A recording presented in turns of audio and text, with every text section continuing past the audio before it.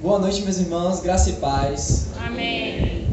Olha para o crente aí que está do seu lado, diga a ele que bom que você veio, cultuar o Senhor. Amém. Cheio de abrir a Bíblia hoje, eu gostaria que vocês se colocassem de pé em Isaías 53, a partir do verso 5.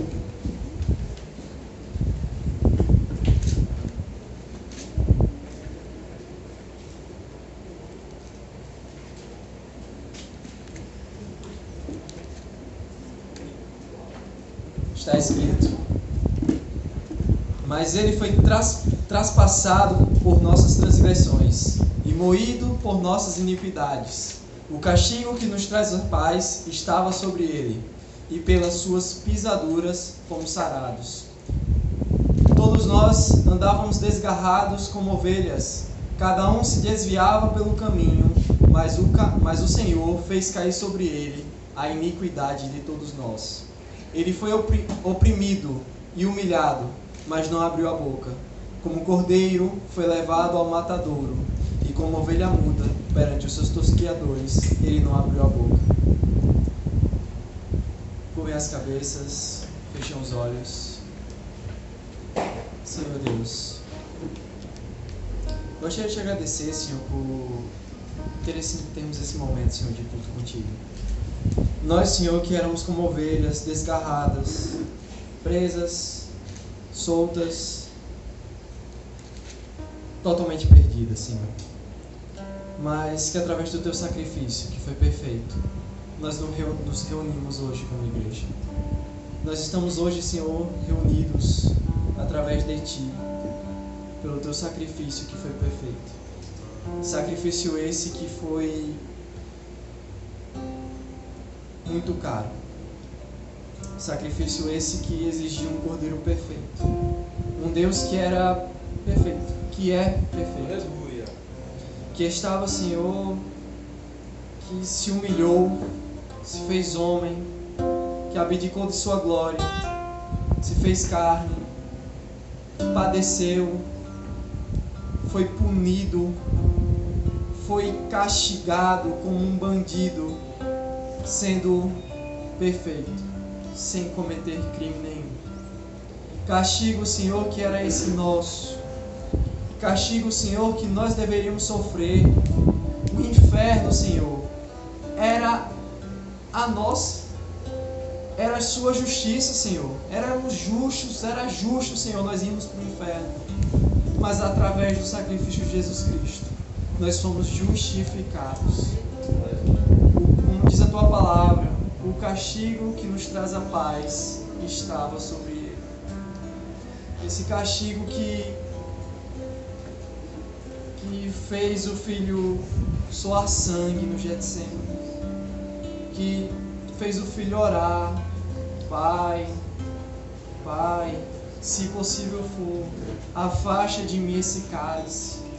Esse cálice que não era simplesmente a morte de cruz, mas a ira divina. Essa ira, Senhor, que foi jogada no teu cordeiro que era puro, no teu cordeiro que era branco como a neve, que foi manchado pelos nossos pecados, que foi punido, Senhor, por nossas transgressões. Aleluia. Éramos nós, Senhor, naquela cruz. Muito obrigado, Senhor, por teu sacrifício. Seja feita a tua vontade nesse culto.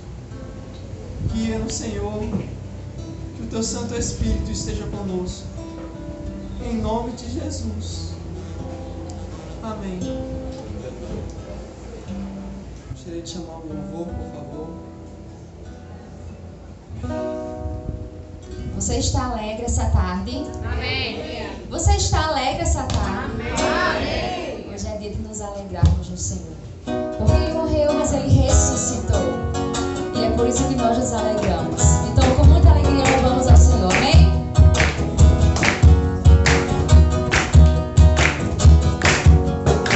Celebrar a Cristo, celebrar. Celebrar a Cristo, celebrar. Celebrar.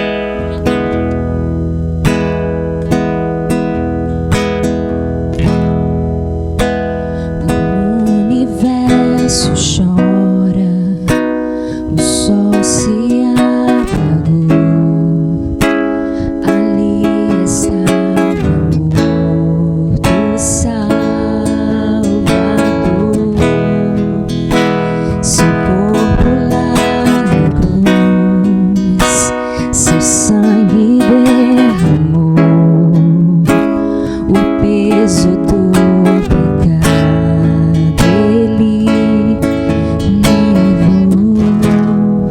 Ele levou sobre si o meu pecado, o seu pecado.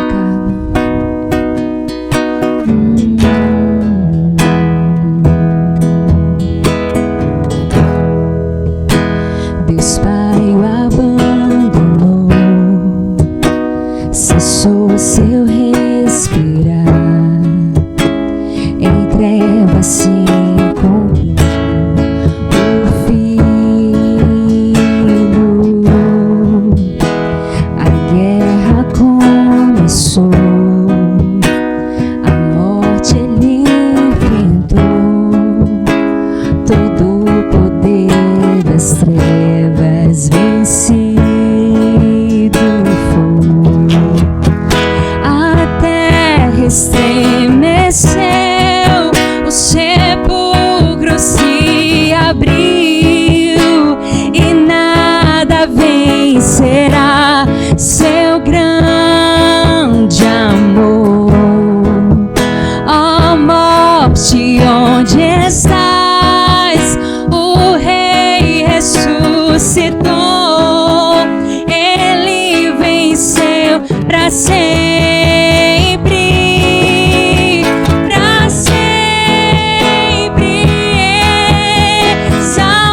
Exaltado é, para sempre adorado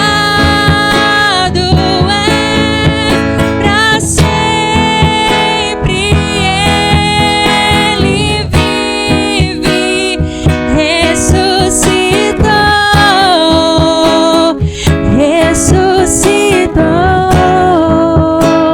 A terra estremeceu, a terra estremeceu, o sepulcro se abriu e nada vencerá seu grande amor. Ó morte, onde estás? Meu Rei ressuscitou, ele venceu para sempre. Erga suas mãos, para sempre. Exaltado é, para sempre ele é. Adorado é, para sempre ele vive, ressuscitou.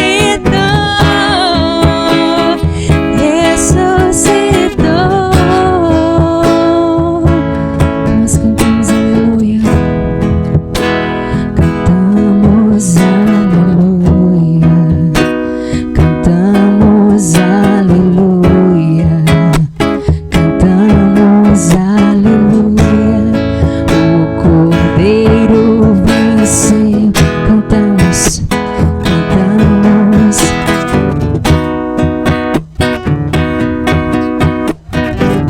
Nós cantamos.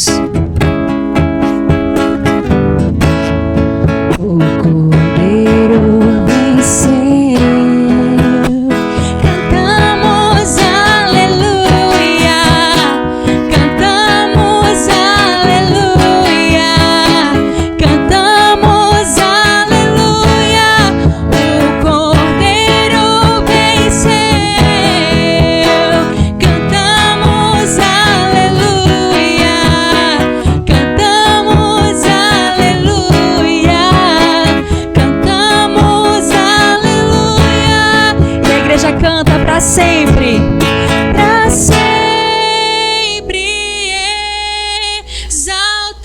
Exaltado é, para sempre adorado é, para sempre ele vive, ressuscitou, ressuscitou para sempre, para sempre.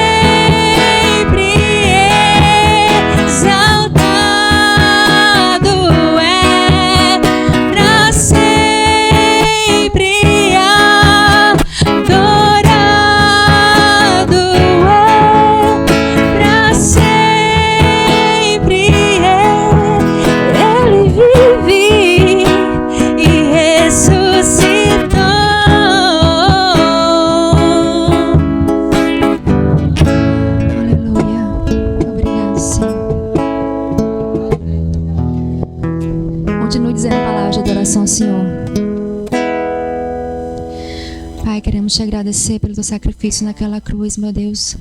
Porque mesmo sem merecer, o Senhor tomou sobre si nossos pecados. O Senhor carregou nossos pecados sobre si, Senhor. Derramou teu sangue naquela cruz, meu Pai, sobre nossas vidas, meu Deus. Nós te agradecemos por tudo que o Senhor faz, Senhor, por nós.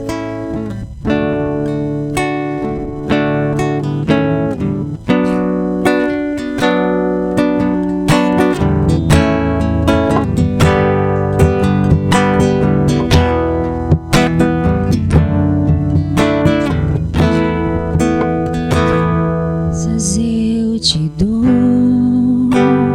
Pai, pelo preço que pagou, sacrifício de amor que me comprou, ungido do Senhor.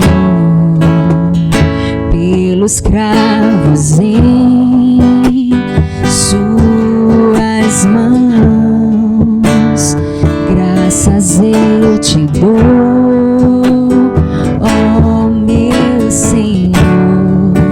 Lavou minha mente e o coração, me deu perdão, restaurou minha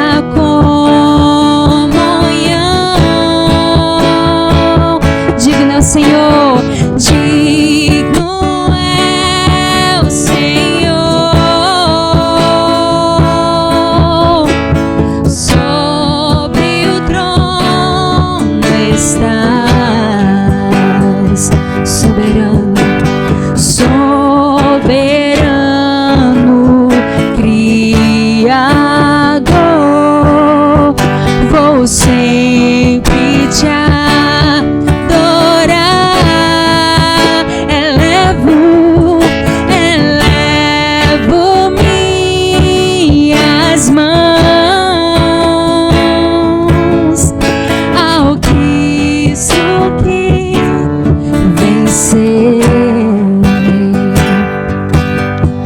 Cordeiro de Deus morreu por mim,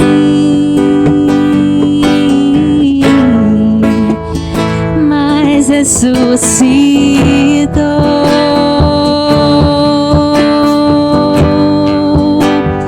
Digno é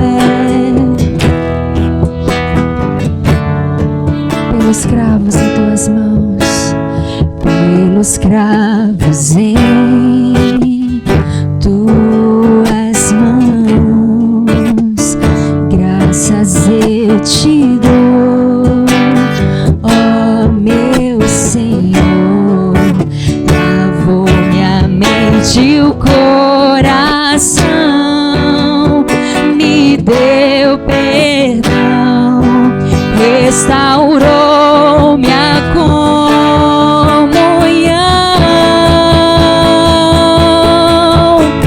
digno é o Senhor, sobre o trono estás, soberano, soberano, Criador, vou sempre te adorar.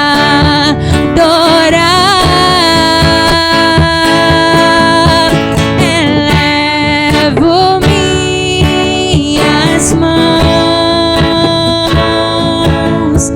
ao Cristo que venceu. Cordeiro de Deus morreu.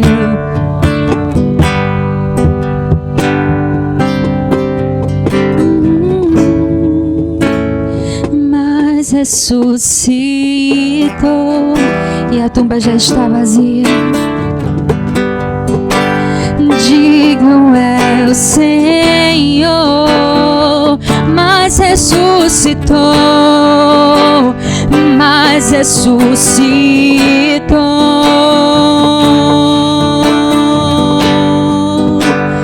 Digno é.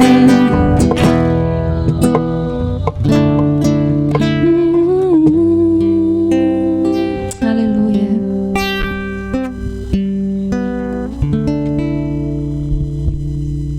Amém, meus amados irmãos. Podem sentar, por favor.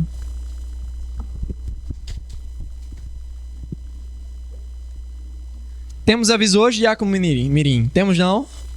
Então, vamos às ofertas.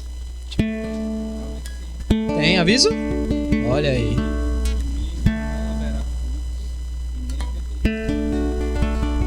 Domingo não haverá culto nem EBD. Retornaremos no outro, né? Domingo. Na terça-feira, né? Tá certo. Amém. Temos convidados hoje. Temos visitantes. Por favor, gostaria que Cristiane ficasse de pé, por favor. Quem é Cristiane? Amém. Veio sozinha hoje? Alguém lhe convidou? Ei, Ivone? Amém, Ivone. Sinta-se muito bem-vinda pela igreja, viu? Só você hoje, você vai receber a bênção sozinha. Graças a Deus, olha que coisa boa. Por favor, igreja, estenda suas mãos. Que Deus lhe abençoe rica e abundantemente. Sinta-se muito bem-vinda. Vamos. Márcia? Ah! Aleluia! Não, minha irmã, que é isso? Cristo chamou. Seja muito bem-vinda, viu? Que Deus lhe abençoe rica e abundantemente também. Vamos ao momento do ofertório. Aqui a gente tem uma... É a caixinha do mistério aqui, pastor? Estão dentro, né? Me disseram uma vez aqui que era para acontecer o milagre da multiplicação. Amém. Vamos ver um crente bonito hoje. Eita! Um diácono mirim que eu estou olhando para ele agora. Abner, vem cá. Vem cá, Abner. Veio todo bonitão. Rapaz! Todo bonitão. Diga aí, você se inspirou em quem pra se vestir desse jeito? Manha.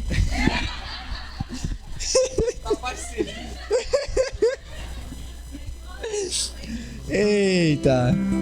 Como é bom, né, meus irmãos? Temos crianças no caminho do Senhor. Graças a Deus. Então, esse diácono mirim aqui, bonitão, está inspirado hoje na mãe dele. Vai passar aí na cadeira de cada um. Cada um acena com a mão para pegar os envelopes, amém?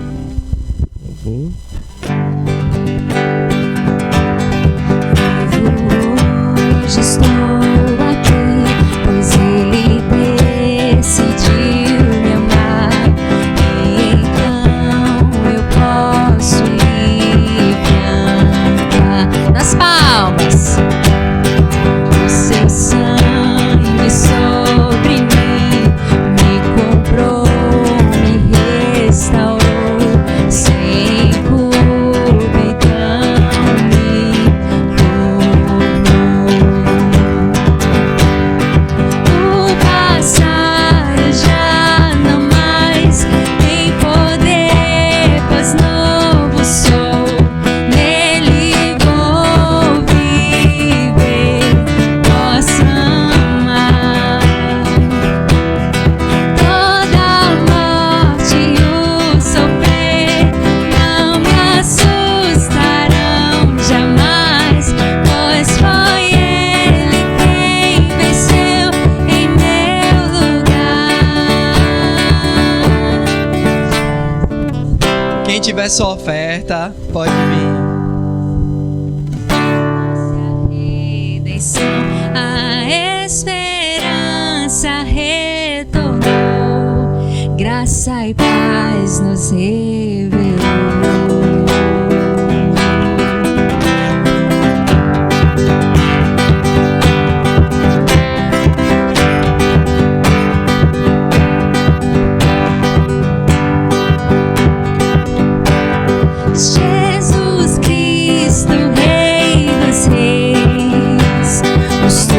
trouxe a redenção, a esperança retornou, graça e paz nos revelou.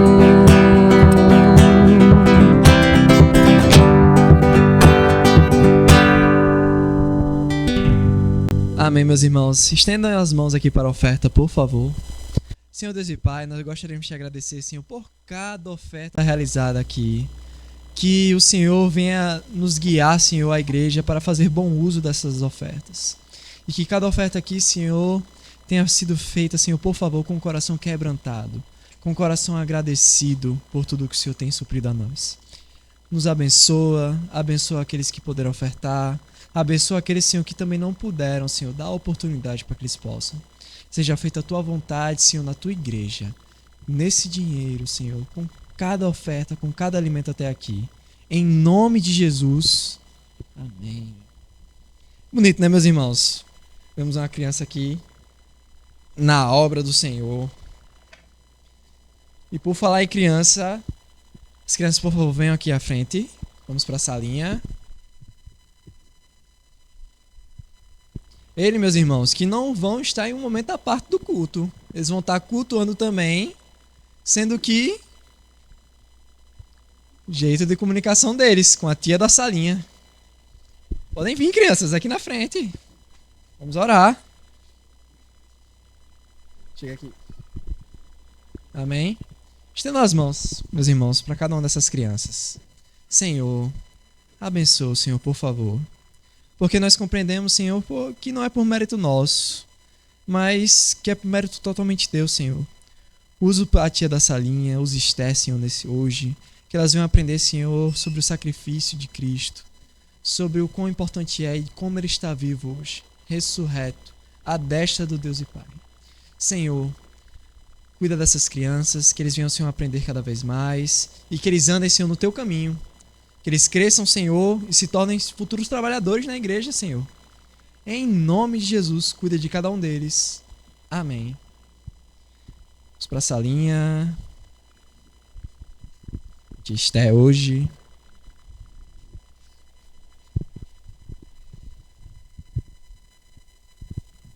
Amém. Hoje, o pregador hoje é um caba bonito. Um alemão. Alto, loiro do olho azul. Estendo as mãos, meus irmãos, para o pregador hoje. Que ele nos abençoe. Senhor, por favor, gostaria de te pedir, Senhor. Esteja com o pastor Silvestre, Senhor, nessa noite. Que ele venha, Senhor, nos ensinar a importância, Senhor, do peso da ressurreição de Cristo. Esteja com ele, Senhor, nesse momento. Que ele venha, Senhor, poder nos ensinar aquilo que ele estudou. Que o teu Santo Espírito, Senhor, esteja diante dele, Senhor. Esteja dentro dele, Senhor. O guiando, Senhor. E que não seja só as palavras dele, mas que seja, Senhor, o teu Santo Espírito. Em pastor Silvestre hoje. Seja feita a tua vontade, em nome de Jesus. Amém. Obrigado, viu? Aí, som. Obrigado, Mateus. Louvor. Também faz parte, né? Louvor, né? O pessoal perguntou se eu tocava muito. Eu toco muito, mas toda terça, domingo, de manhã, né? De tarde. É porque eu toco muito, não. Vocês estão bem, meus irmãos? Deixa eu pegar aqui, deixa eu ajeitar aqui essas coisas. Ai. É Márcia, é? Tudo bem, Márcia? Fico muito feliz de você ter vindo hoje, viu?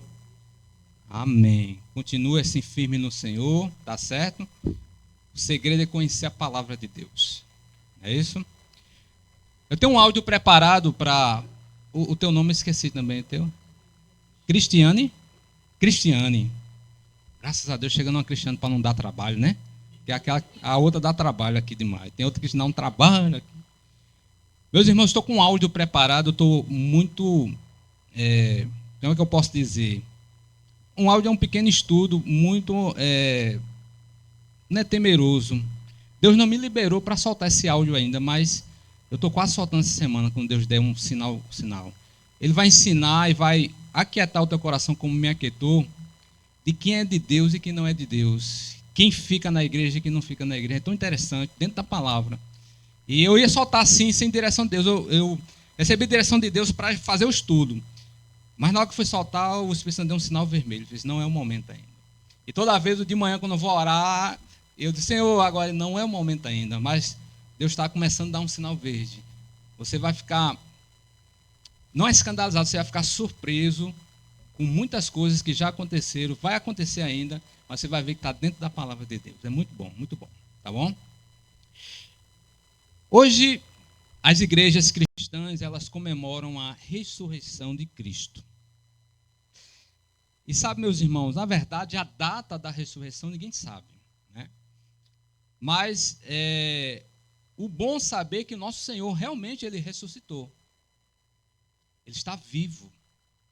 E nesta noite eu queria que você compreendesse porque a ressurreição é o que tem de mais importante no meio do cristianismo. Sem ressurreição não existe cristianismo. Sem ressurreição não existe eu e você. Sem ressurreição, Luciano, não existe perdão de pecados. Paulo disse, Cristo não ressuscitou, é vã a nossa fé. Tem alguns autores, Ivone, que diz que, na verdade, nós deveríamos não pregar a cruz, mas pregar o túmulo vazio. Porque a cruz, sem o túmulo, sem a ressurreição de Cristo, não valia de nada. Se Cristo tivesse morrido e não tivesse ressuscitado, a nossa fé não existiria. A nossa salvação não existiria. Tal importância é a ressurreição dentre os mortos. Eu queria então que você ficasse em pé e abrisse em 1 Coríntios, capítulo 15, verso 14. 1 Coríntios, capítulo 15, verso 14.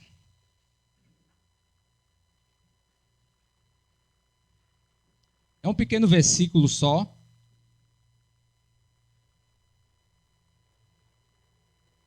1 Coríntios 15, 14.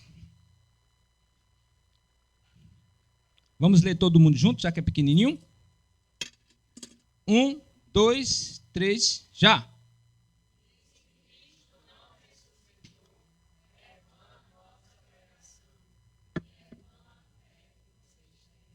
Pai, nós te louvamos pela leitura da tua palavra.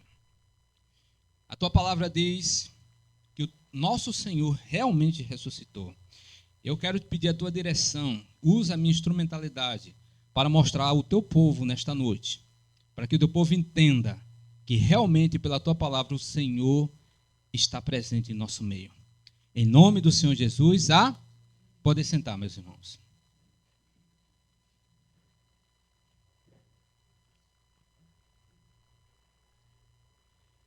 Pela ressurreição de Cristo ser, Mateus, a coisa mais importante que existe, Edson, em nosso meio, e o que diferencia a nossa religião das demais, não existe nenhuma religião que comunga, que lê as Escrituras e crê que o autor dela está presente, que o autor dela ressuscitou. Isso é que faz nos diferentes das outras religiões. O cristianismo sem ressurreição, já falei, não existe. Por isso, desde de que Cristo morreu, principalmente naquele tempo, no primeiro século, desde já também, há muitas teorias querendo derrubar a verdade das Escrituras de que Cristo realmente ressuscitou. São várias teorias que se levantam contra o cristianismo. Porque o mundo, Satanás e todas as hostes inimigas, Adriana, sabe que se colocar no coração do cristão, derrubar que Cristo não está vivo, que Cristo não ressuscitou, é como nós lemos aqui, é vã a nossa fé. Não vale a pena ter saído de casa. As igrejas cristãs comemoram que hoje, dia 31, pela manhã, né, a Páscoa, Cristo logo cedinho ressuscitou. E é exatamente essa apologética que eu quero defender. E quero mostrar pelo menos 3 teorias que se levantaram e quero mostrar a apologética, ou seja, a defesa. E depois mostrar para você a importância da ressurreição para a minha vida e para a tua vida. A primeira teoria que se levantou, ela inclusive, Estevão, está dentro da Bíblia. Foi a teoria do roubo. A mais antiga tentativa de descartar a ressurreição de Cristo afirmava que o corpo de Jesus foi roubado. Coloca aí Mateus 28, 11, 15. Cristo não ressuscitou, o corpo dele foi levado pelos discípulos. Como? A gente vai ver aqui o que diz. 1, 2, 3 já? Enquanto...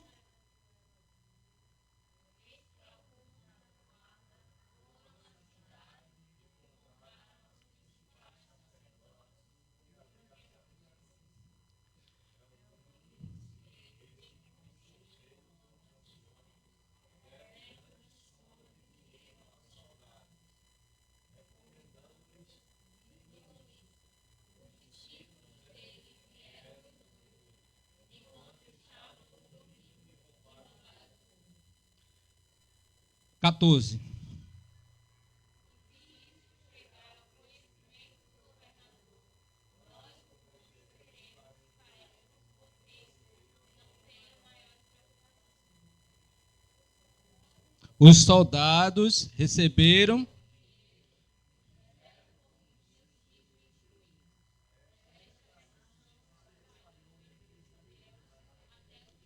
essa primeira tentativa de frustrar a ressurreição de Cristo. O que aconteceu aqui, para você entender? As mulheres foram num túmulo logo cedo, vamos dizer que fosse hoje, logo cedinho, as mulheres, e lá se deparam com um túmulo vazio. E o anjo disse, venha ver, o túmulo está vazio, ele ressuscitou. Vai dizer aos discípulos. E aí, o que resolveram fazer? Os religiosos chamaram os soldados e disseram, olha, vamos fazer o seguinte, vocês vão dizer que estavam dormindo e os discípulos roubaram o corpo de Jesus. E se alguma coisa acontecer, porque ia acontecer sim, né, a gente vai aprender que o soldado romano tem que ser impecável na sua gestão.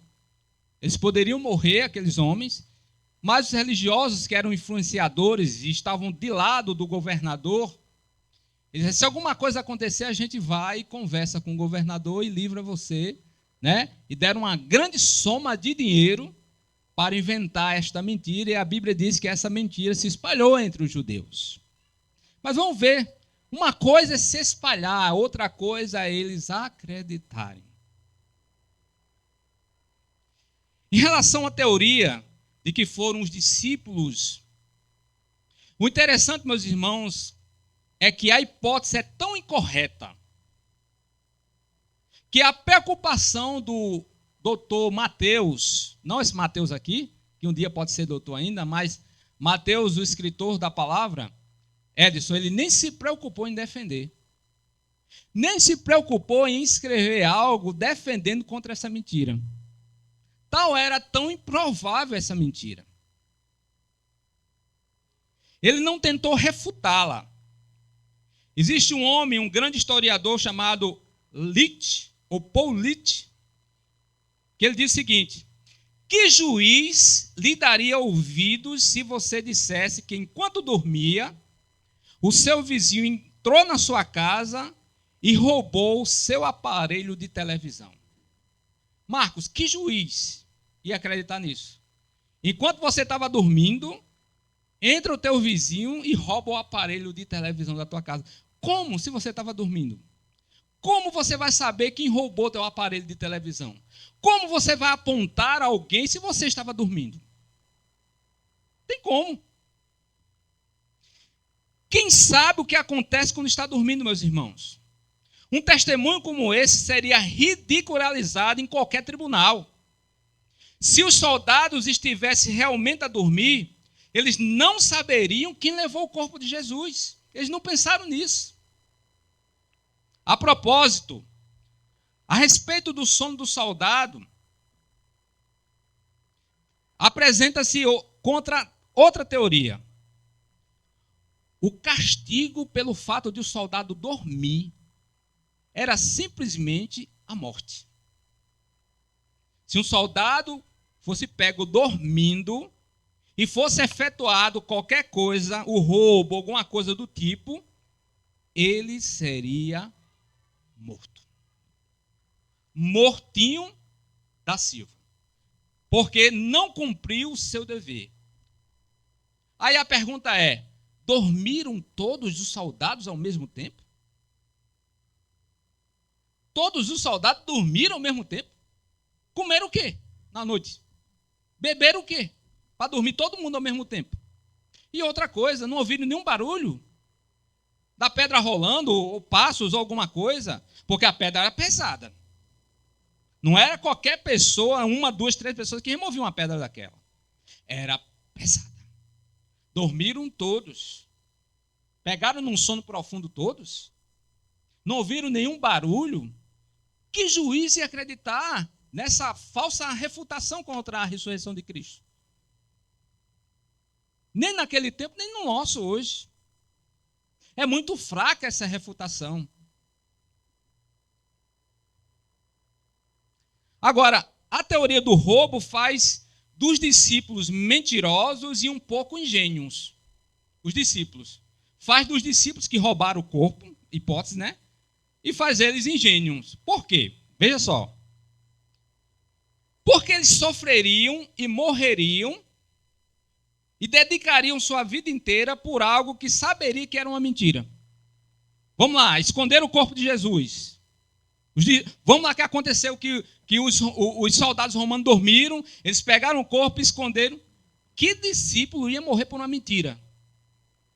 Enquanto o corpo estava lá, né? Enquanto o corpo estava lá, a terra comendo, o corpo de Cristo comendo, e os discípulos morrendo, sendo perseguidos, por causa de uma mentira? Quem é louco? Meus irmãos, pensar que os discípulos são tão loucos, insanos assim, é mais fácil acreditar na ressurreição do que pensar que todos os discípulos eram dessa forma ou pensavam dessa forma. Uns camaradas que não tinham medo de nada. Eles sofriam pelo nome de Jesus e saíam sorrindo. Matavam a família inteira, mas eles não negavam Jesus. Que loucura é essa? Como é que eles podem segurar uma mentira e viver e morrer por uma mentira? Não é loucura, meus irmãos. Cristo realmente ressuscitou dentre os mortos.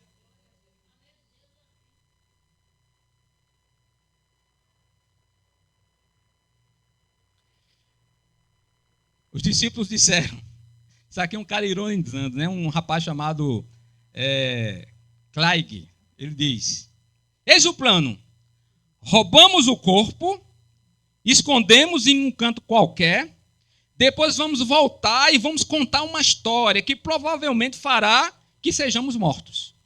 Quem vai inventar um negócio desse? Esqueci teu nome. Oh, meu Deus. Não, Davi não, lá de trás. Samires. Samires, quem vai inventar um negócio desse? Olha, é o seguinte, a gente rouba o corpo, esconde, e depois a gente chega contando uma história que provavelmente a gente vai morrer. Não há ligação, não tem analogia, não tem, sabe, conexão, meus irmãos.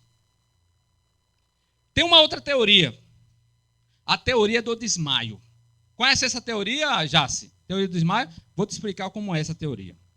Essa teoria é de construção recente. Começou a ser anunciada no século XVIII, afirmando que Cristo não morreu na cruz. Pareceu morto, mas apenas tinha desmaiado, em consequência da sua exaustão, dor e perda de sangue.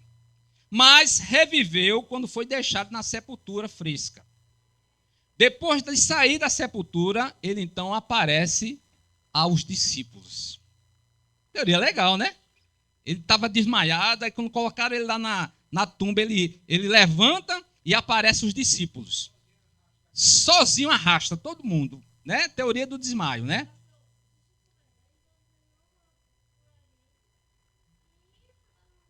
Exatamente.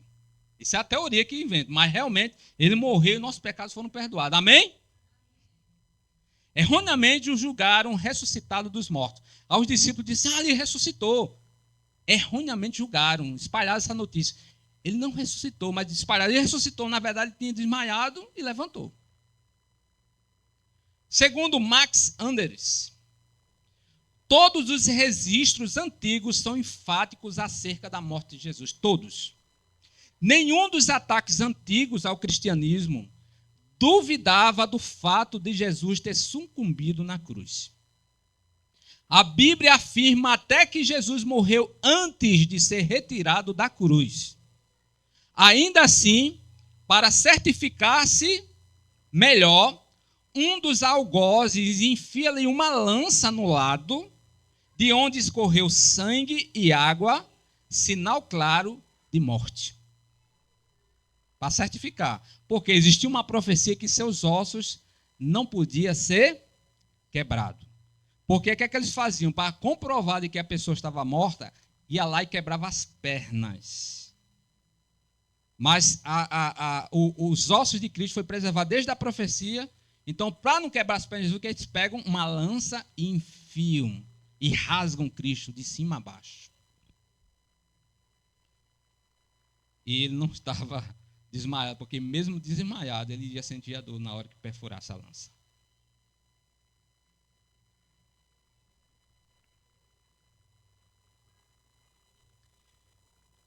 Mesmo que este algoz que enfiou a lança tivesse se enganado, e Jesus tivesse sido sepultado vivo, que probabilidade teria com todos os seus ferimentos que foi sujeito?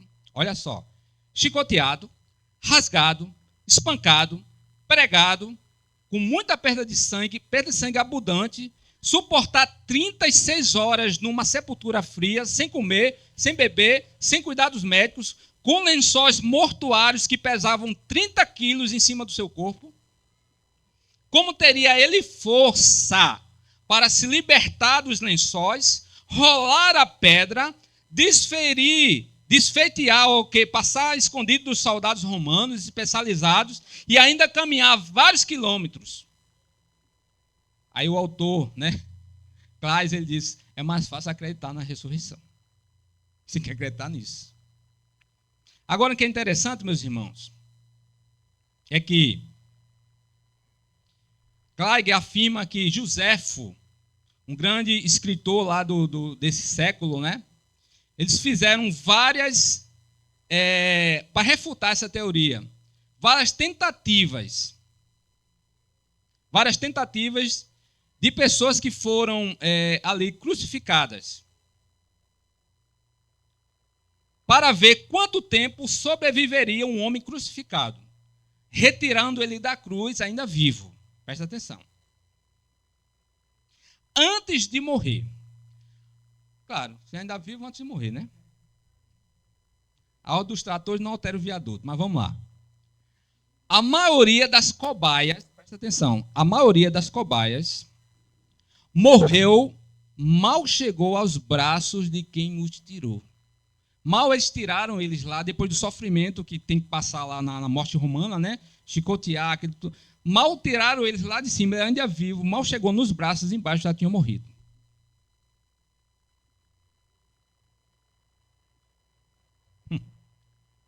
A maioria e os restantes morriam pouco tempo depois, mesmo com os melhores cuidados médicos da época. Aí, por que Cristo seria diferente nesse caso? E olhe que tem uma grande diferença aqui, que talvez você não percebeu, nem está no texto. Aquela Via Crucis, que ele vem carregando a cruz, desde o julgamento, aquilo só existiu com ele, viu? Com Cristo. Para desprezar e menosprezar o nosso Senhor diante das pessoas. Porque como ele já estava muito conhecido, então eles decidiram, vamos humilhar para que ninguém se meta com a gente. Ele já vinha sofrendo dali, carregando uma cruz pesada dali, porque os presos romanos, eles só começavam a sofrer no momento que chegava ali pendurado na cruz. Cristo não, começou a sofrer desde o seu julgamento até chegar na cruz do Calvário. Ou seja, o seu corpo já estava padecendo naquele momento. Existe uma última teoria. A teoria da alucinação. Conhece essa, Adriana? A teoria da alucinação? Ninguém conhece a teoria da alucinação? Ninguém? Ninguém? Levanta a mão. Ninguém? Também não conhecia. Tu conhece? Conhece? Exatamente. Mateus é estudioso, rapaz. Enunciada pelo séptico austríaco David Struve, afirma que os discípulos sentiram tanta falta do seu mestre que começaram a imaginar tê-lo visto e ouvido. Ou seja, os discípulos experimentaram uma alucinação, visões, ilusões, algo subjetivo, fruto das suas mentes perturbadas pela morte de Jesus Cristo. Ficaram perturbados, bichinho. Tão perturbados que eles ouviam Jesus e viam Jesus falar pertinho. Eles ficaram tão perturbados que um tal chamado Tomé tocou nas mãos de Jesus e disse, vem tocar. Ficaram tão perturbados que viram Jesus pedindo peixe para comer. Que alucinação é essa, hein? Tão real, é mais real do que os filmes 3D que a gente assiste hoje. Aceitar essa teoria seria aceitar uma alucinação coletiva de pessoas com personalidade, background e estatutos muito diferentes. Cristo apareceu a mais de 500 pessoas, muitas delas viveram no tempo do apóstolo Paulo e confirmaram esse fato. Como é, meus irmãos, que 500 pessoas tiveram exatamente a mesma alucinação? Tomaram todos o mesmo medicamento, né? Imaginaram a sua mente fértil, todo mundo junto ao mesmo tempo. Os nervos dele, eles estavam nervosos, alucinados, todos ao mesmo tempo, falando a mesma coisa. Medicamento forte, hein? O médico só tinha um médico na época, né? Só tinha um. Que colocou o mesmo remédio para mais de 500 pessoas. Todo mundo ficou alucinado. Estou vendo Jesus, estou vendo Jesus. No entanto, meus irmãos, Cristo apareceu em lugares que nada diziam aos discípulos. Emaús, nas montanhas, na Galileia. Teve uma hora que os discípulos estavam reunidos com medo, ele entra na casa.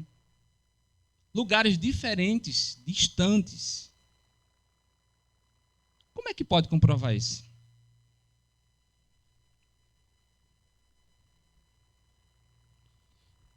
Além disso, Zweig afirma que era impossível os discípulos alucinarem sobre conceitos que não tinham, porque a ressurreição não fazia parte da concepção judaica, mas sim o arrebatamento da vida. Eu disse isso hoje a um seminarista lá no Cristo, né? Porque ele estava dizendo, eita, os discípulos esqueceram que Jesus iria ressuscitar. Eu disse, não, eles não esqueceram, não. O problema é que nenhum judeu esperava a ressurreição de Cristo, não. Porque era inconcebível para o judeu que o Messias morresse. Para o judeu, o Messias não ia morrer. O Messias ia dominar. Vocês não lembram, meus irmãos, a pergunta que fizeram tanto para Jesus? Jesus é agora que vai dominar, que vai destronar Roma? Chegou o tempo. Jesus não pertence a vocês do tempo e a época. Então era inconcebível para um judeu que o Messias morresse. Então, se era inconcebível que o Messias morresse, eles não esperavam tal ressurreição, meus irmãos. Então, como eles podem ficar alucinados por algo que nem sequer imaginavam? Porque às vezes você bota uma coisa na cabeça, eu quero um avião. Eu quero um avião. Rapaz, tu não tem condição nem de comprar um carro de mão que vai... Não, mas eu vou comprar um avião, eu quero um avião. O cara já enlouqueceu daí. Daqui a pouco fica doidão mesmo, da cabeça. Aí ele fica vendo avião em todo canto. Quem é? É um avião passando aqui. É o meu avião. Porque ele esperava, ele estava no coração desde pequeno aquilo ali. Um dia a cabeção dele girou demais, ele ficou alucinado. Mas os discípulos, como ia ter alucinação sobre ressurreição se eles nem imaginavam isso? Nem pensavam nisso. Quantas vezes Pedro chegou para Jesus e disse assim: mestre, não faça isso contigo, mestre, morrer. Eu te defendo. Jesus disse: para trás, Satanás. Porque você não gosta das coisas de Deus, só gosta da coisa dos homens. Por quê? Isso era um pensamento majoritário da época, meus irmãos. Eles não imaginavam que o Cristo ia morrer. Vou dizer uma coisa para você que talvez muito pastor não ensina isso. Tem algumas coisas que ficaram escondidas, ocultas dentro da palavra, que só foi revelada no Novo Testamento. Se você não tivesse o Novo Testamento, você não ia compreender nunca. Uma delas é a ressurreição. Se Cristo não tivesse ressuscitado, pelo Velho Testamento você não iria conseguir nunca entender. Quer ver outra? A salvação estendida para os gentios. Se isso não tivesse acontecido no Novo Testamento e você não soubesse hoje, pelo Velho Testamento você não saberia nunca. Estava oculto em Deus. Lembre que o Velho Testamento era uma sombra que apontava para aquilo que ia se revelar. John Stott, citado por Anders, afirma que as alucinações fariam sentido se os discípulos tivessem esperança de ver Jesus. Mas nem isso acontecia. A descrença invadiu os seus corações, mesmo depois de ver Jesus ressuscitado. Apesar de leigos, os discípulos seriam inteligentes o suficiente para não alicerçar sua vida em alucinações, fábulas, mitos. Tem as referências aqui. Ou seja, algo que não fosse real e palpável. Como o seu apogeu, por exemplo, em Tomé. Quando Cristo diz assim, Tomé, a pessoa diz que ele era descrente, mas não, Tomé era o que mais tinha fé, pelo jeito, viu? Porque ele disse assim, duvidou, né? Ele disse assim, és tu mesmo Cristo? Tomé foi inteligente. Porque eu posso ver qualquer coisa de repente. Agora, tocar. Talvez você possa ver um vulto, qualquer coisa aí. Deus me livre se você ver. Mas pode acontecer. Agora, você tocar em um espírito, uma alma, qualquer coisa do tipo, é diferente. Aí Jesus disse, vem aqui, Tomé. Chegue junto, se aproxime. Toca aqui na minha mão, onde foi colocados os pregos. Você acha que Tomé, então Tomé foi o que mais ficou alucinado, a ponto de dizer que tocou, botou o dedo lá na ferida de Jesus. Meus irmãos, teoria fraca.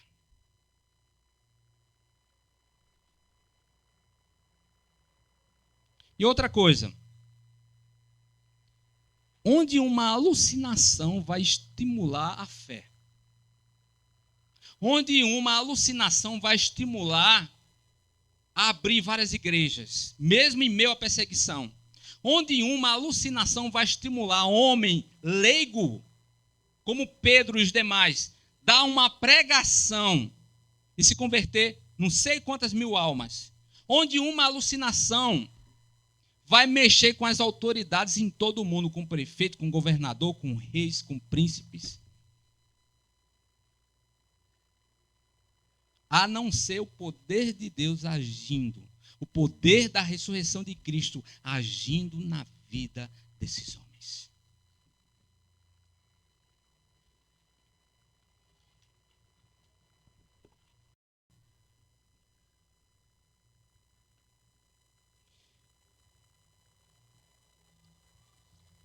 Paul, ele diz, ele vai mais longe, ele diz, a teoria da alucinação implicaria em ignorar por completo as evidências da ressurreição, o testemunho dos discípulos e as suas implicações. Muita gente viu, muita gente confirmou, e muita gente estava viva, inclusive na época do apóstolo Paulo. Existem outras teorias. existe a teoria de que, essa aqui não vou demorar, vai ser rapidinho, que as autoridades roubaram o corpo de Jesus. Essa aí a gente já quebra logo. Marcos, era melhor para a autoridade provar que Jesus estava morto do que confundir e ajudar o cristianismo a chegar onde chegou? Porque era muito fácil eu dizer assim, e vão chegar, o meu Cristo ressuscitou. É louca. Chega aqui o túmulo dele, está aqui dentro ele, ainda está aqui dentro. Olha ele morto aqui. Que autoridade ia fazer um negócio desse? Essa teoria também está furada. Por quê, meus irmãos? Essa luta contra a ressurreição de Cristo. E eu quero apresentar a vocês 3 evidências da ressurreição. Ok? A primeira, o sepulcro vazio. Segunda, as aparições corpórea e física de Cristo. E terceiro, a convicção dos discípulos. 3 coisas que você não pode esquecer. Vamos lá comigo? 1, 2. O sepulcro vazio, as aparições e a convicção dos discípulos, querido. Decorou aí? Vou fazer uma prova, hein? Além disso, meus irmãos, afirmar o contrário do que se espera. Esta posição não é uma posição evangélica, conservadora, não, viu? Não é a posição nossa, não. Essas 3 que eu falei para você, o sepulcro vazio, as aparições, isso não é só nosso, não. Isso é, presta atenção, uma posição dos críticos neotestamentários que aceitam essas 3 provas com muita naturalidade. Essas 3 evidências, elas interligam-se com o testemunho da ressurreição, ou seja, o testemunho histórico, escrito e pessoal. Vamos lá, Adriana? O testemunho histórico, escrito e pessoal. Testemunho histórico. As pessoas sabiam onde estava o sepulcro de Jesus. Todo mundo sabia. Não sabia? Foi público, não foi escondido. Para começar, se o relato do sepultamento é preciso, as pessoas da época sabiam onde era o sepulcro, podiam confirmar se as palavras dos discípulos afirmando que ele tinha ressuscitado era correto ou não, aquilo que eu falei. Eles podiam ir lá e comprovar. É mentira, é mentira. Ele está lá o corpo ainda. O problema é que o corpo não estava. O túmulo estava vazio. O próprio fato de as autoridades preferirem perseguir os cristãos, ao invés de mostrar pelo sepulcro, já denotava que Cristo realmente tinha ressuscitado. Porque as autoridades, em vez de perseguir, podiam chegar lá e comprovar de que Cristo estava morto. Mas não tinham como comprovar, Ivone, porque o nosso Cristo ressuscitou.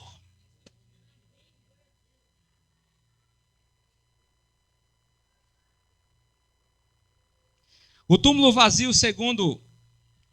Eu estou falando em inglês aqui, mas depois tu me ensina, tá bom? McDowell. Um fato histórico documentado e prova da ressurreição de Cristo. O autor afirma, ainda que nunca encontrou algo com tanto testemunho positivo, histórico, literário e legais para sustentar a sua validade.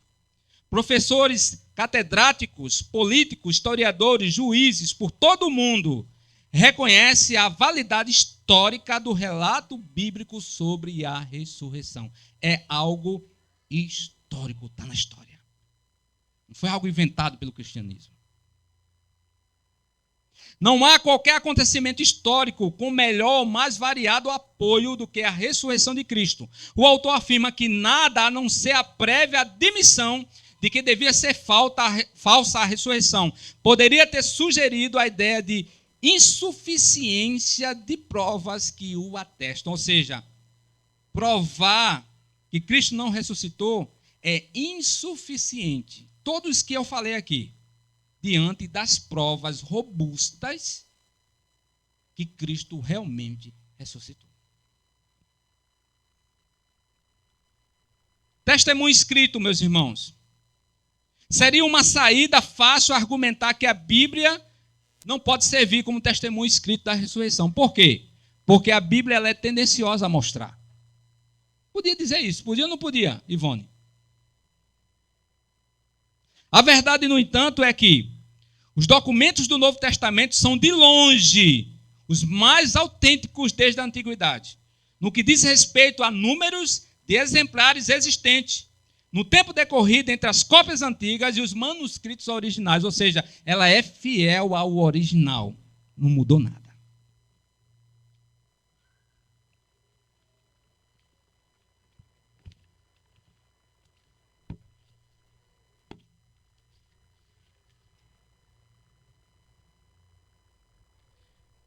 McDowell afirma: a evidência dos textos no Novo Testamento é muito maior do que muitas obras de autores clássicos, cuja autenticidade ninguém sonha nem em questionar.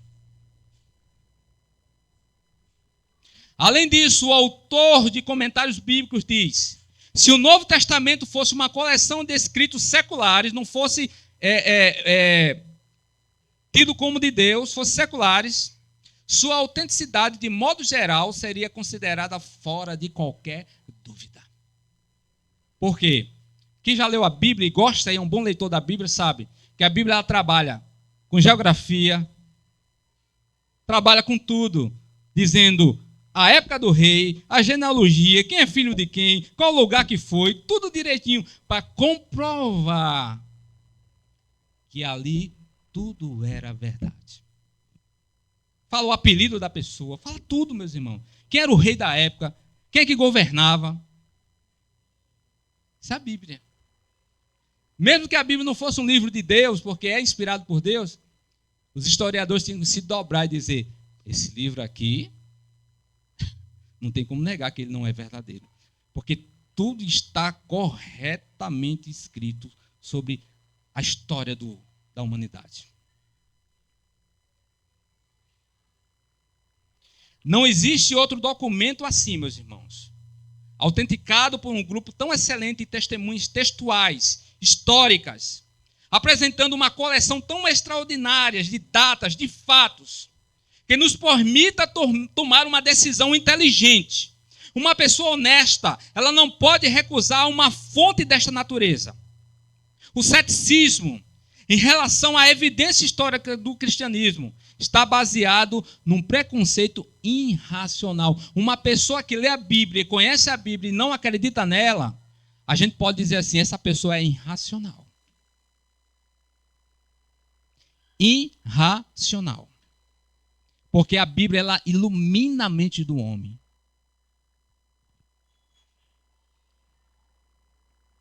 Sendo assim, a Bíblia afirma que havia provas suficientes para a ressurreição de Cristo. Coloca aí Atos 1:3, por favor. Atos 1:3. Enquanto vocês leem, eu vou tomar um gole d'água. 1, 2, 3, já?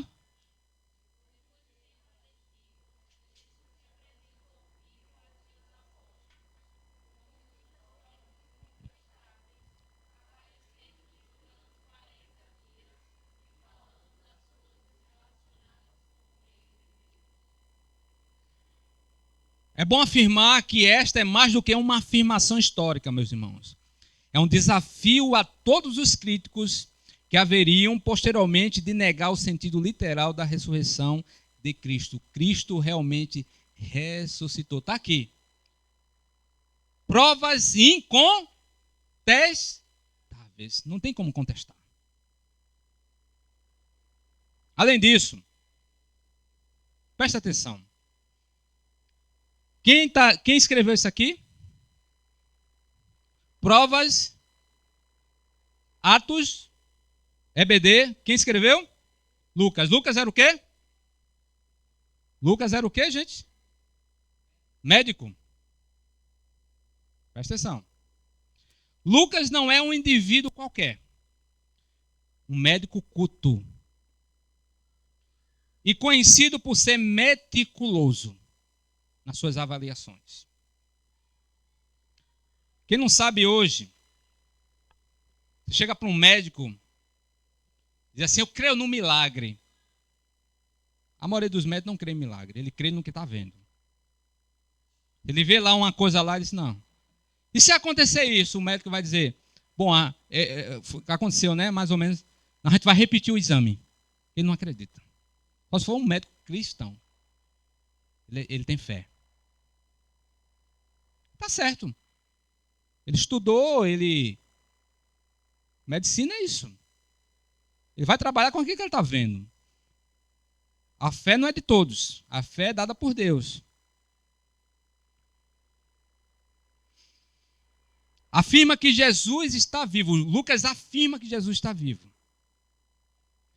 Fora visto por um grande número de pessoas. E que a ressurreição podia ser confirmada com provas incontestáveis. Ou seja, um médico, ele comprova que sabe ali o que é morrer. Muita gente morreu nas mãos dele, com certeza. Muita gente também viveu com os cuidados médicos na mão dele. Mas ele diz, é incontestável as provas de que realmente Jesus ressuscitou. Um médico falou isso.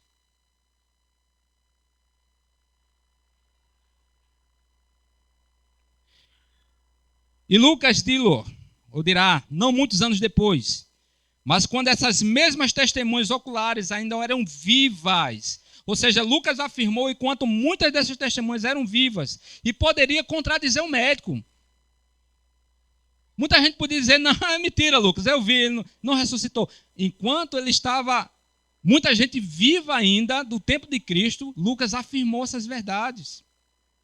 As palavras de Lucas não sofreram qualquer objeção entre a sociedade da época, daquele tempo, porque ninguém podia negar o fato. Ninguém podia negar o fato. Por isso não tem na história da época de Lucas ninguém se levantando contra esta afirmação aqui. Ninguém. Se tivesse até nos livros apócrifos tinha, mas não tem.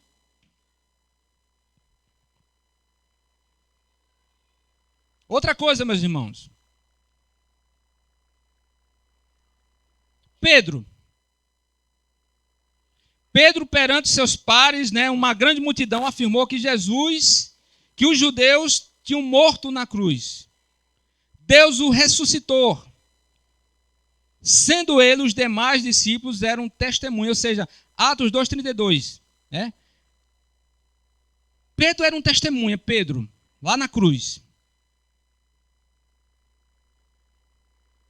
Que loucura, meus irmãos.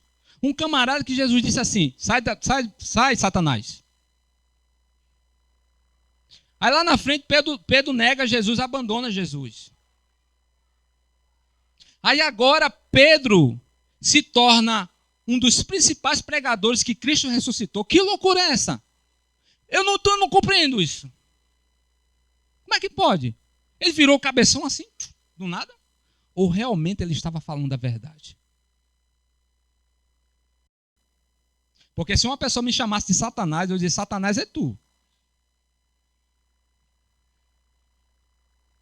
Jesus disse, sai, Satanás. Negou Jesus. Era um camarada que não media as palavras. E de repente se torna um articulador do cristianismo, pronto até morrer. As palavras dele no Novo Testamento importa obedecer a Deus do que os homens. Mudou o cabeção esse homem do nada? Ou realmente o que ele viu era a verdade?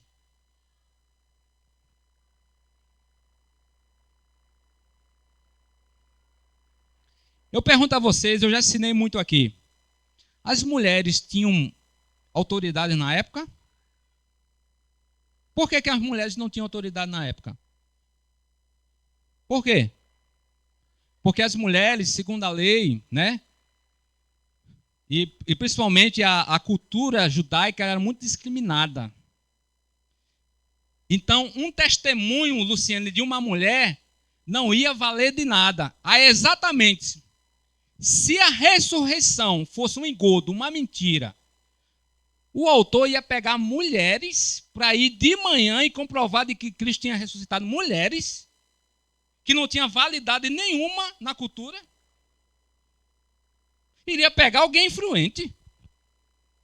Iria pegar alguém que todo mundo conhecia. E não mulheres. E ainda mais uma delas tinha sido lá uma boa praça uma tal de Maria.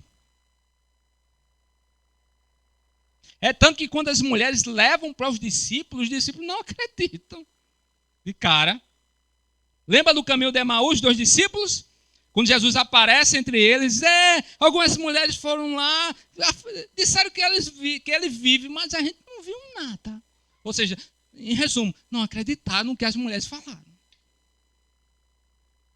Você acha que se a ressurreição fosse uma mentira, o escritor ia colocar que o primeiro testemunho da ressurreição de Cristo foi de mulheres? Que o anjo apareceu às mulheres e disse, Cristo vive, anuncie.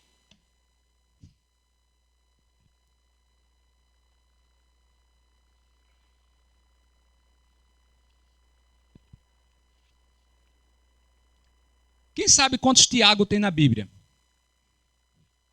Tem 4 Tiago na Bíblia. Eu vou falar só sobre o Tiago, irmão de Jesus. Presta atenção. Os irmãos de Jesus acreditavam nele? Todo mundo sabe que não, né? Ninguém acreditava. O próprio Jesus diz assim, os inimigos do homem são os da sua própria família. Presta atenção. A família de Jesus não acreditava. Disse assim, Jesus, se tu quer ficar conhecido, vai lá para a festa pregar, porque aqui dentro de casa você não vai ficar conhecido. Esse era o pensamento dos irmãos de Jesus, viu? Não acreditavam.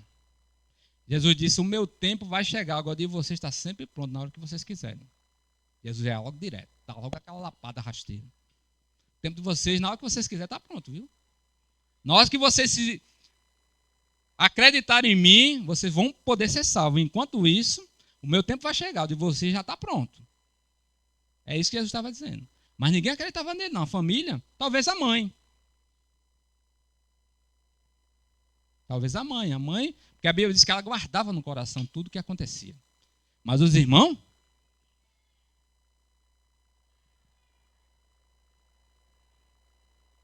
Quando Tiago, de acordo com o próprio Joséfo, né, que era esse pesquisador da época do primeiro século, ele escreve que o irmão de Jesus foi morto à pedrada por defender a fé cristã. O mesmo Tiago que negou a divindade de Jesus antes da sua morte, rejeitou seus feitos, desmoralizou Cristo. Como é que este homem frio, hostil, perante Jesus, que parecia odiar aquele que vinha da mesma mãe, este homem, chamado Tiago, se tornou conhecido por todos como o irmão de Jesus. Uma das figuras principais da igreja em Jerusalém. Leia depois Atos 15 e 21. E que sofreu até a morte por sua ressurreição. Como pode? Um camarada que era incrédulo, cético, desprezava o irmão, não acreditava que o irmão era o filho de Deus. E agora esse homem morre por esta verdade. Ele é conhecido como o irmão do Senhor. Irmãos, aqui para nós, o mais difícil é a nossa família acreditar na gente. Isso é a coisa mais difícil que existe. Por quê? Porque eles estão pertinho, conhecem a gente, conhecem as manias, os tic-tac da gente, conhecem de pertinho. Esse aqui morreu por seu irmão. Na verdade, era o irmão, era o Senhor de todos. E aqui eu finalizo. Paulo. Como é que um fanático pela religião judaica, que moveu tudo o que podia, com todas as suas forças, lutou para que a recém-criada seita cristã fosse aniquilada. Ele fez de tudo. Pegou carta com as autoridades para matar quem encontrasse no caminho. Paulo fez isso. Paulo, diga comigo. Paulo era mau. Diga, Paulo era mau. Era mau. Perseguidor. O diácono morreu nos pés dele, não fez nada, ele sendo uma autoridade, não fez nada. Viu lá todo mundo, o diácono morreu a pedrada na frente dele, e a Bíblia diz que ele morreu nos pés de Paulo. Ele ficou olhando, não fez nada.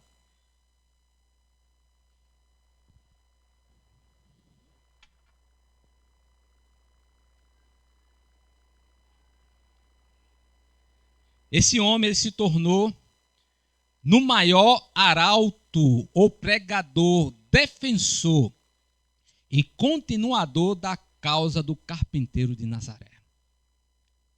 Esse homem simplesmente ele é responsável pela doutrina que hoje impera dentro da igreja, o apóstolo Paulo. Todos os livros, todos os seminários do mundo inteiro trabalham em cima dos estudos do apóstolo Paulo.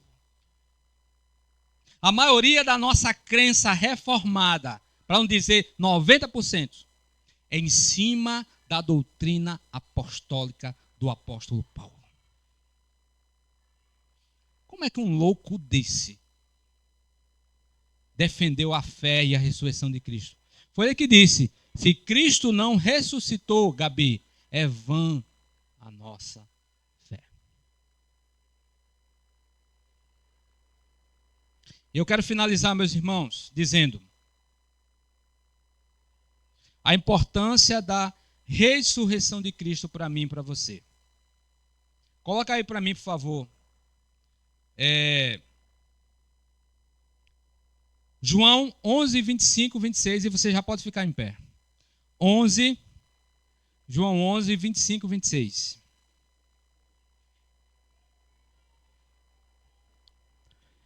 Então Jesus declarou, eu sou a ressurreição, quem crê em mim, porque eu e você devemos defender a ressurreição de Cristo. Porque se eu creio que Cristo ressuscitou, Edson, eu também vou ressuscitar com ele. Quem crê nesta verdade, quem crê em Cristo, não morrerá eternamente. Um seminarista perguntou assim, pastor, como é que é isso? Não morrerá eternamente? Simples. Porque se nós não acreditássemos na ressurreição de Cristo, eu e você vamos morrer um dia, não vamos? E vamos ficar mortos eternamente. Mas uma vez que acreditamos naquele que ressuscita mortos, eu e você vamos morrer ainda.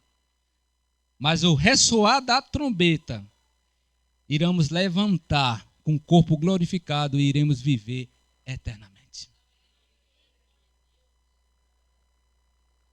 Esta é a nossa esperança. A promessa é para mim e para você. 1 Coríntios 6,14, por favor. Grava essa promessa, meus irmãos. No dia de Páscoa, no dia que Cristo ressuscitou, grava isso no coração, por favor. Coloca aí, por favor. Deus ressuscitou quem? O Senhor. E também o quê?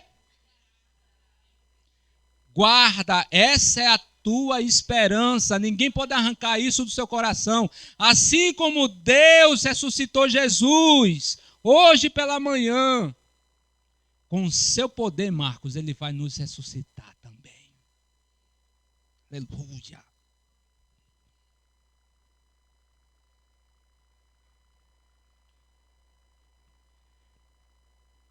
Quem nos justificou foi a morte ou a ressurreição de Cristo? Você pode provar isso? Porque até hoje estavam ensinando que foi a cruz Tatiane que com Cristo morreu, ele perdoou nossos pecados. Nós fomos justificados com Cristo morreu. Não foi isso que ensinaram até hoje? Foi ou não foi? Vamos tirar, que nem a Semana Santa, tirar as escamas dos peixes. Vamos tirar? Vamos lá? Romanos 4, 25 é a que eu finalizo e oro, para a gente ir para a ceia. Cadê o... Romanos 4, 25. Voltando ativa, né? Tá louco para voltar ativa. O que é que diz? 1, 2, 3, já?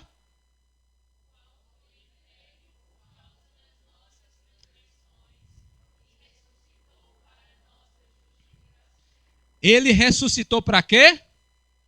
Para nos justificar.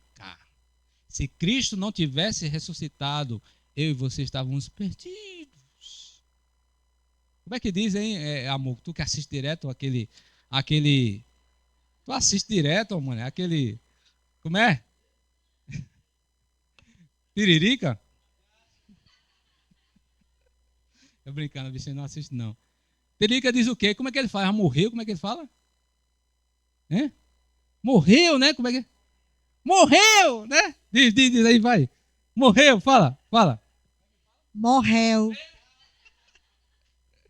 Olha, se Cristo não tivesse ressuscitado, a gente, ó, morreu. Morrido, gente. Estava no nosso pecado. Mas a justificação veio quando ele se ergue dentre os mortos. Nosso Cristo vive. Você pode dizer para teu irmão, nosso Cristo vive. E diga assim para ele, ele está em nosso meio hoje. Diga, ele está em nosso meio. Nosso Cristo vive. Nosso Cristo vive. Nosso Cristo cuida de nós. Nosso Cristo vê as nossas lágrimas quando ela desce. Nosso Cristo vê a nossa oração. Marcos, nosso Cristo está no meio de nós. Ele vive. Aleluia. Ele ressuscitou. É a única religião que pode encher o peito e dizer, o meu Senhor está pertinho de mim quando eu leio o seu livro. Aleluia. Aleluia. Amado Deus, que maravilha, Senhor. É saber, mas não é só saber, é crer. Que um dia teremos um corpo glorificado, um dia ressuscitaremos. Um dia estaremos contigo, gozando, Senhor, da tua presença eternamente, meu Pai.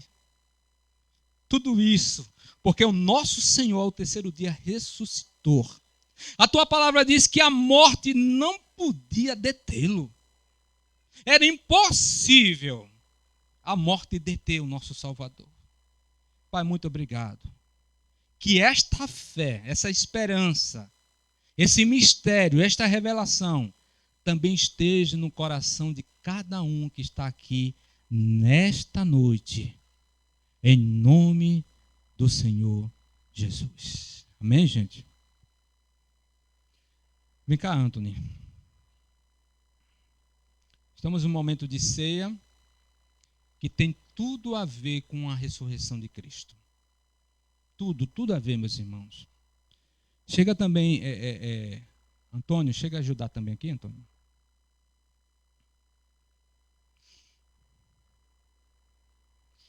A ceia, ela é um memorial. O que é um memorial, pastor? Para que a gente lembre como ordenança. A gente tem que trazer a memória, o memorial é isso, trazer a memória o que Cristo fez por nós. Ele morre na cruz, ele ressuscita ao terceiro dia e ele vai vir pegar a sua igreja. Eu não posso me esquecer disso.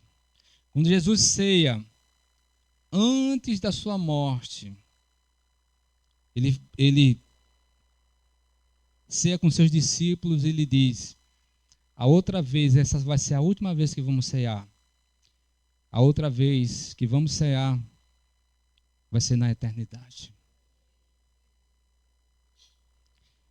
Então, tudo que a gente faz aqui, meus irmãos, hoje, é como se fosse um treinamento, uma prévia do que vamos fazer eternamente lá com o nosso Senhor.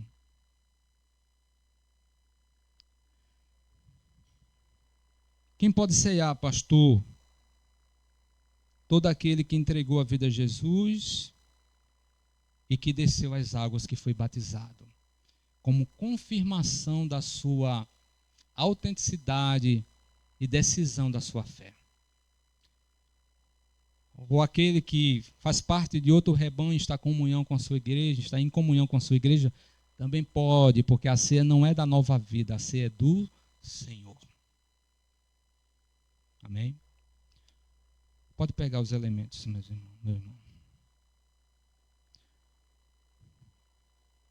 Chega, Samara, para cá.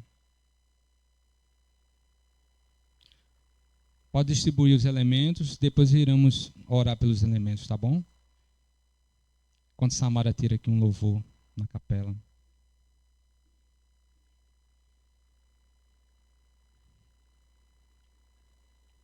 Fica rindo, né?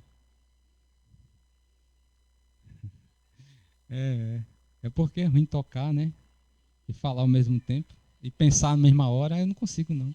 O homem só tem 2 neurônios, um para ir e para voltar, né?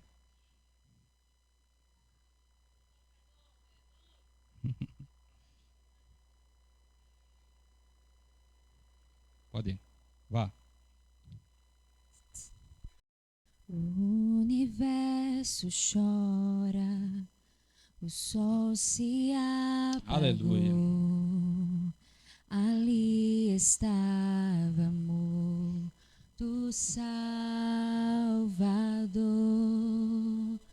seu sangue lá na cruz, seu sangue derramou o peso do pecado, ele levou. Deus Pai o abandonou, cessou seu respirar, em trevas se encontrou o Filho. A guerra começou, a morte ele enfrentou. Todo o poder das trevas vencido foi. A terra estremeceu, sepulcro se abriu e nada vencerá seu grande amor. Aleluia! Ó morte, onde estás? O Rei ressuscitou, ele venceu para sempre. Cante isso! Para sempre exaltado é, para sempre adorado é, para sempre ele vive, ressuscitou. Aleluia, Jesus. Levante o pão bem alto aí.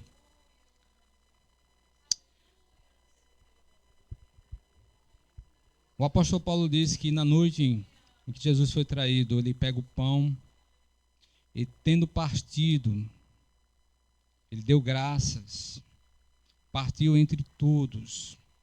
Ele disse: este é o meu corpo, que é dado por vós. Isaías fala que ele foi moído, foi transpassado pelas nossas iniquidades. Isaías ainda afirma que o castigo que nos traz a paz estava sobre ele. Sobre as suas pisaduras fomos sarados. Deus, eu te apresento este elemento, que quando comermos deste pão, Senhor, que haja vida física, espiritual em nós, que o teu poder seja manifestado, Senhor, nos dando vida em abundância, pela fé naquele que morreu por nós e que hoje está vivo. Aleluia! Santo é o Senhor, aleluia. Comermos todos, meus irmãos.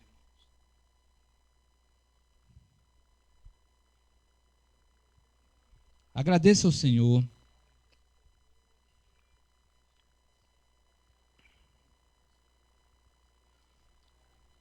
Aleluia.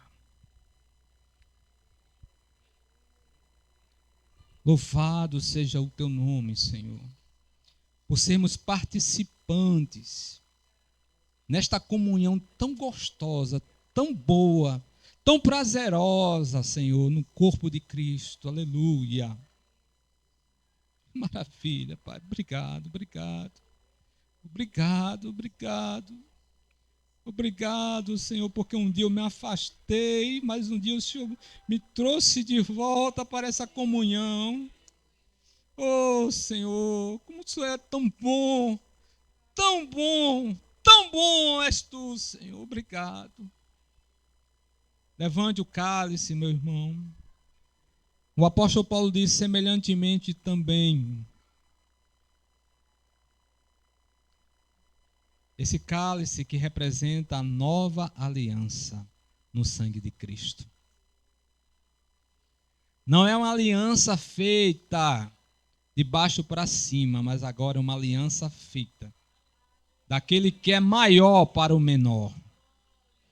É uma aliança que não pode mais ser quebrada. Romanos fala, quem nos separará do amor de Deus? Essa aliança, ela foi firmada com sangue. Mas não foi sangue de bode, de cordeiro ou de pombas.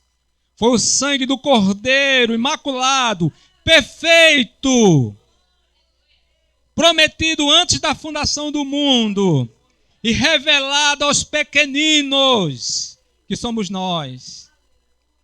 Quando bebermos deste sangue, que haja perdão de pecados, que haja força contra a carne, contra as tentações, que haja vida em nosso corpo mortal, para a glória e louvor do nome de Jesus Cristo. Bebamos todos.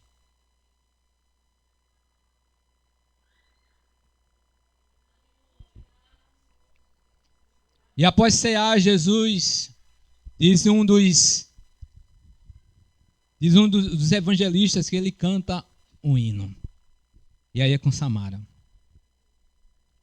O mesmo hino, Samara, pode ser.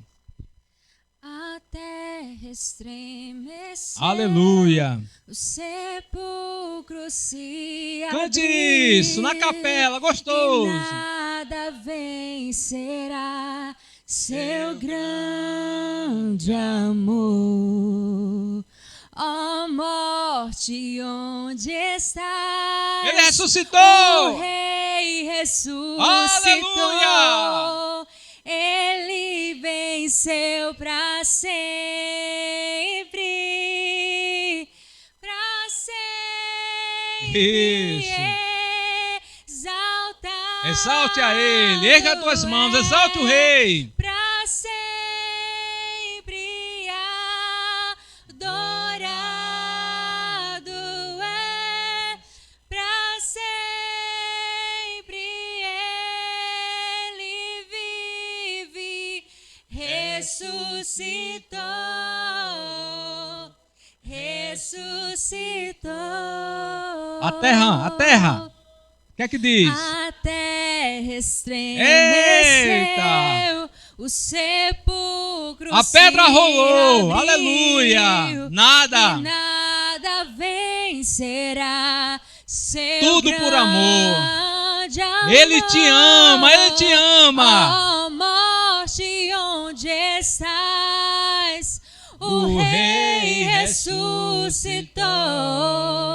Ele venceu para Aleluia! sempre. Para sempre. Aleluia! Exaltado é. Aleluia! Para sempre adorado. Aleluia! Para sempre ele vive, ressuscitou, Aleluia, ressuscitou. Aleluia. Obrigado, Senhor. Obrigado, Senhor.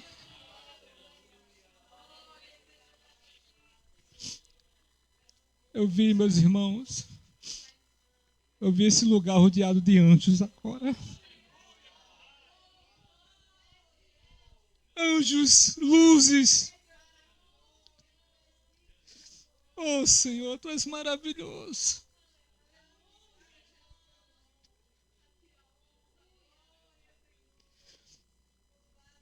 Senhor.